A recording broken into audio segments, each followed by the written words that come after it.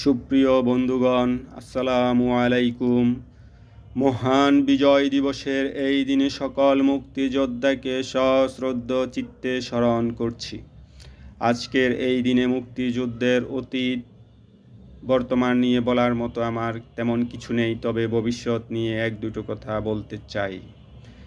আমি একটা পোস্টে লিখেছিলাম, বাংলাদেশ আওয়ামী লীগ এবং জামায়াত ইসলামীর মধ্যে মৌলিক কোনো তফাৎ নেই। ব্যাখ্যায় লিখেছিলাম, দুই দলই ম্যাকিয়াভেলিয়ান মেকানিজম অনুসরণ করে ক্ষমতায় যেতে এবং অবিরত হতে চায়।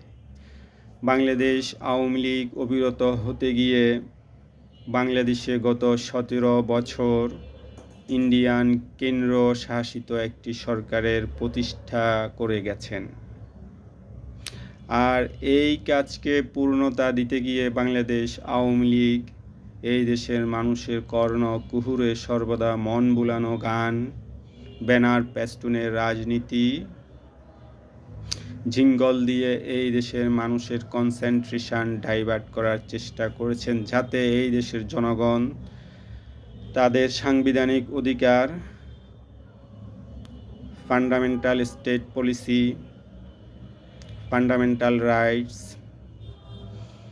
বিচারিক অধিকার, সংবিধানের অনুচ্ছেদ 96 থেকে 117 পর্যন্ত এইগুলোকে বাংলাদেশ আওয়ামী লীগ এবং ইন্ডিয়া সদা র্যাবিস্ট করে গিয়েছে এবং এই দেশকে শোষণ করেছে গত 17 বছর। যার প্রমাণস্বরূপ বলা যায়, গত সরকারের কোনো এক মন্ত্রী কিংবা এমপি বলেছেন, আমরা ইন্ডিয়াকে যা দিয়েছি কুশ্চিনকালেও ইন্ডিয়া তা ভুলতে পারবে না।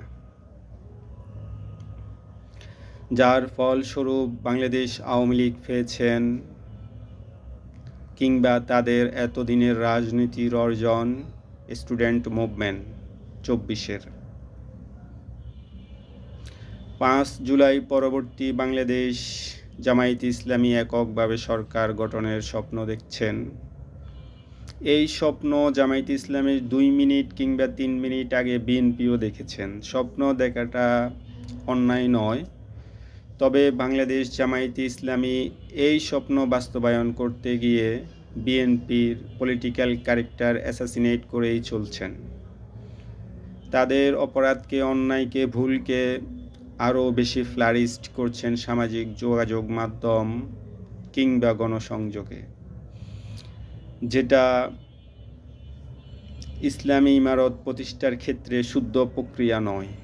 ইসলামী স্টেট প্রতিষ্ঠার কিছু ইসলামী নীতি রয়েছে, যেমনটা মক্কা বিজয়ের পর আল্লাহর রাসূল সাথে সাথে ডিক্লারেশন দিয়েছেন, আজ থেকে মক্কা ইসলামী স্টেট। তেমনি 5 জুলাই পরবর্তী বাংলাদেশ জামায়াতে ইসলামী সেনা সদরে না গিয়ে সরোয়ার দিতে কিংবা উপযুক্ত জায়গায় তাদের সর্বশক্তি নিয়ে বাংলাদেশের ক্ষমতা হাতে নিয়ে তারা ডিক্লারেশন করতে পারতেন, আজ থেকে বাংলাদেশ একটি ইসলামিক প্রজাতন্ত্র। যেমনটা ইরান বিপ্লবের পরে হয়েছে 1979 সালে, আফগান যুদ্ধের পর আফগান ইমারত, ইসলামী ইমারত প্রতিষ্ঠা হয়েছে, তেমনই একটা সুযোগ হাতছাড়া হয়ে গেছে জামাতের হাত থেকে। এর পরবর্তীতে ইসলামী স্টেট প্রতিষ্ঠার দ্বিতীয় ধাপ যেটা আসে জনগণের স্বতঃস্ফূর্ত সমর্থনে, সেটা হতে পারে গণভোট কিংবা জাতীয় নির্বাচনের মাধ্যমে। জাতীয় নির্বাচনের মাধ্যমে এখন জামাতের জন্য যে পথ খোলা আছে, সেইটা কোনো পারজিকিউশনের মধ্যে গিয়ে ইসলামী ইমারত প্রতিষ্ঠা করলে সেইটাতে অশুদ্ধতার ছাপ পড়ে যাবে। কোনো বীজ যদি শুদ্ধ না হয়, তার শরীর সদা অপবিত্র থেকে যাবে, আপনি পরিপূর্ণ ইসলাম প্রতিষ্ঠা করতে পারবেন না। প্রত্যাখ্যাত হবেন, মানুষ ডাম্পিং করবে।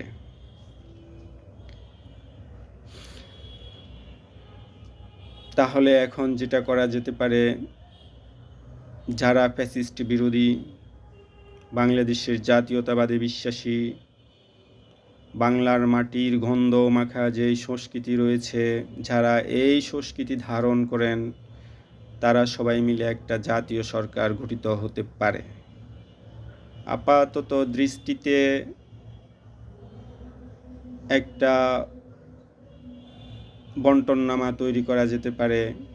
বিএনপি, জামায়াত, এনসিপি যারা ফ্যাসিস্ট বিরোধী ঘরানার আছেন, তারা পরবর্তী কিছু সময় দেশ কীভাবে পরিচালিত হতে পারে সেই লক্ষ্যে আমি বলতে চাই 24শে জুলাই 71-এর মাধ্যমে মার্চ 71-এর মধ্যে মার্চ হয়ে যাক, দুইটো এক হয়ে বাংলাদেশের স্বাধীনতা, সার্বভৌমত্ব এবং জনগণের অধিকার সমুন্নত রাখার ভালো একটা মাধ্যম হবে। সম্মিলিতভাবে একটা জাতীয় সরকার গঠন, যারা বাংলাদেশের অখণ্ডতায় বিশ্বাসী, মুক্তিতে বিশ্বাসী, তারা সবাই যেন ডিসপার্স না থাকে, সবাই ইন্টিগ্রেটেড হয়ে যেন একটা সুখী সমৃদ্ধ বাংলাদেশের অধিকার রক্ষার জন্য লড়ে যায় এবং প্রতিষ্ঠা করে। বাংলাদেশ জিন্দাবাদ। ভুল হলে ক্ষমা করবেন। আসসালামু আলাইকুম।